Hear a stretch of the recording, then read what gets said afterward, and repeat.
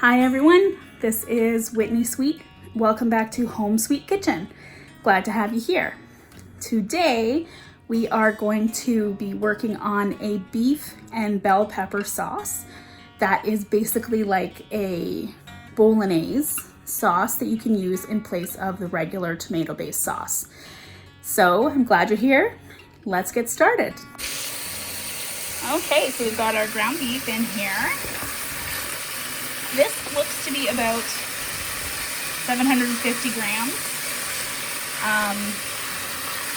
If you, I don't know what it's like at your grocery store, but where I live in Ontario, we have club pack.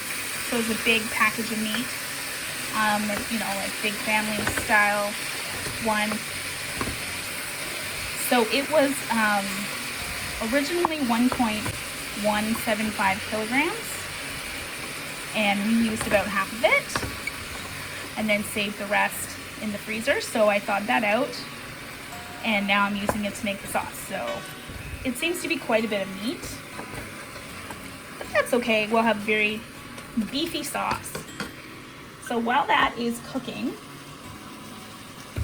I'm going to add some seasoning. We've got salt,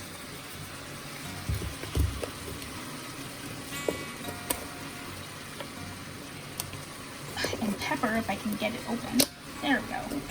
Pepper, just a little bit. When you're using this crude ground pepper, I find that it gets really spicy when you're cooking it for a long period of time. That's my own personal problem, I suppose, but just an FYI.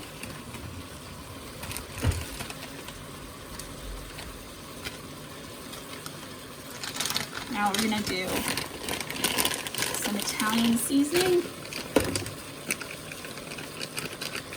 Sorry guys, I didn't have this all prepared like I usually do. I'm filming multiple recipes today, so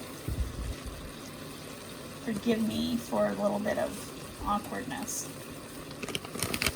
Also, I'm still learning as I go here. So that was Italian seasoning, and now I'm gonna put in some dry oregano.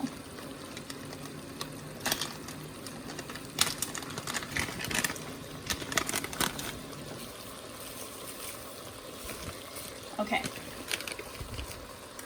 so I'm going to stir this in, and basically we're just going to keep cooking it and chopping it up with our spoon until it's nice and brown. Right now you can kind of see it's like a grayish brown. There's a lot of water in the meat. You can see it there. As it cooks, you will actually be able to hear a difference in the sound the pan makes, and as it gets browner, it'll make like a louder, much drier sizzling sound. It'll be like when you're searing a burger rather than when you're searing, or this kind of sounds like you're cooking a stew because you can hear that water. So if you are like me and want to go watch something on YouTube while you're waiting for the beef to cook, keep your ear out and you'll know when it starts to change pitch.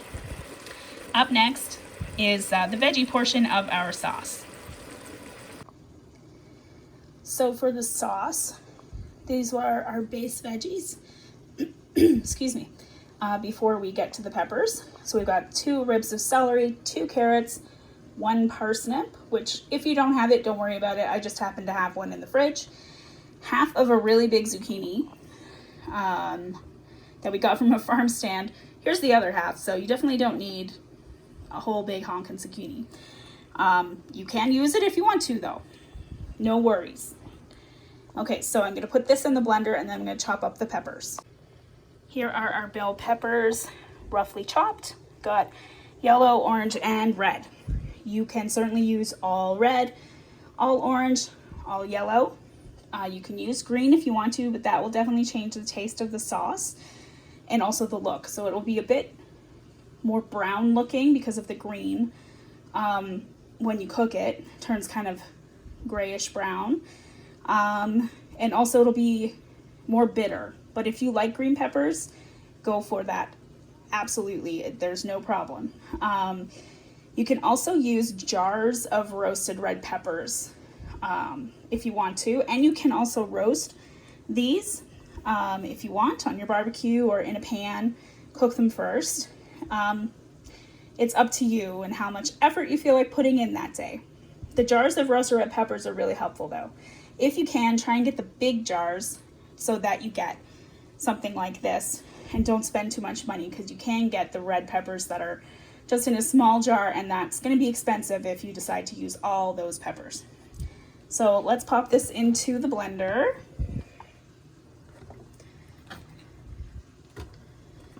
See if we can fit it all in. Might have to give it a bit of a whiz up first.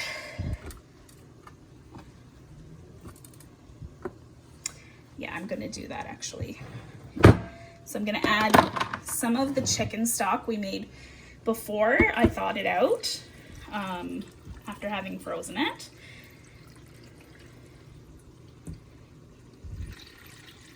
There we go. So that looks to be 28 ounces, thereabouts.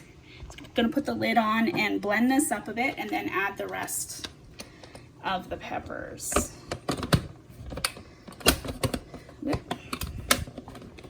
Watch me do this and be completely inept. Haha. Just gonna do it this way so you can see.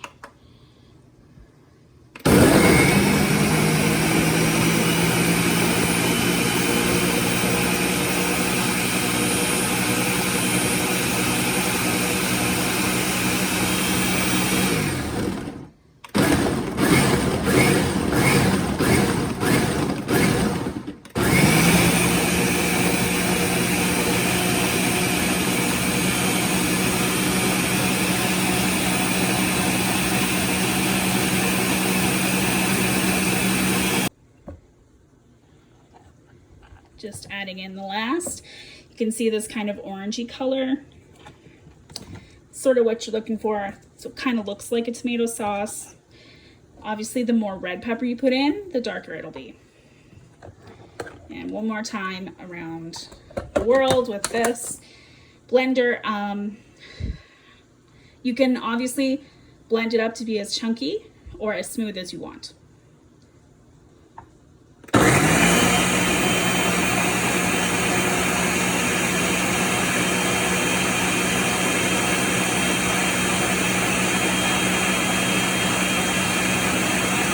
Just to check in on the meat, still going here. You want everything to be brown, not pink anymore. So this will probably be maybe another 10 or 15 minutes.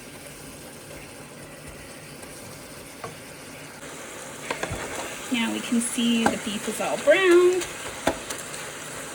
Just give it a little bit more of a chop up. Okay, we're gonna add in our sauce.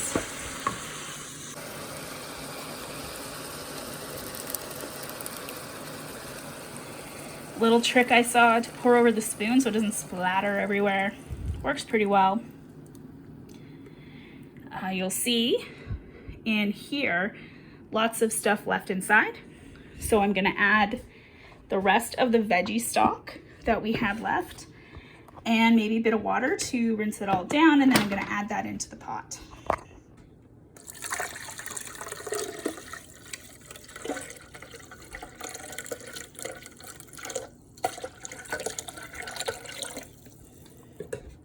Don't worry about making your sauce watery, because this is gonna cook for quite a bit and it will reduce, and the water content will decrease. So basically, just turn this down to a simmer. You can put a lid on if you want. And you want it to cook for as long as you can. So if that's only an hour, that is fine. If it's 10 hours, that's also fine, but you better keep an eye on it. Make sure it doesn't run out of liquid and end up stuck to your pan and all burnt. But it'll develop more flavor the longer it goes, is pretty much the general rule. So we're just gonna leave that, and I'll show you the finished sauce when we're all done. Here's our sauce. It's been simmering for a couple hours. You can see along the edge there that how much it's reduced by. The line shows where we started. So it's come down quite a bit. I can definitely feel it's thickening up with the meat. So I'm gonna leave this a little bit longer, but basically this is the finished sauce. I did have a little bowl full for a snack. Super tasty. So this sauce can be used for pasta, obviously. Lasagna, could be used for cabbage rolls, or maybe if you don't eat cabbage, could use that to make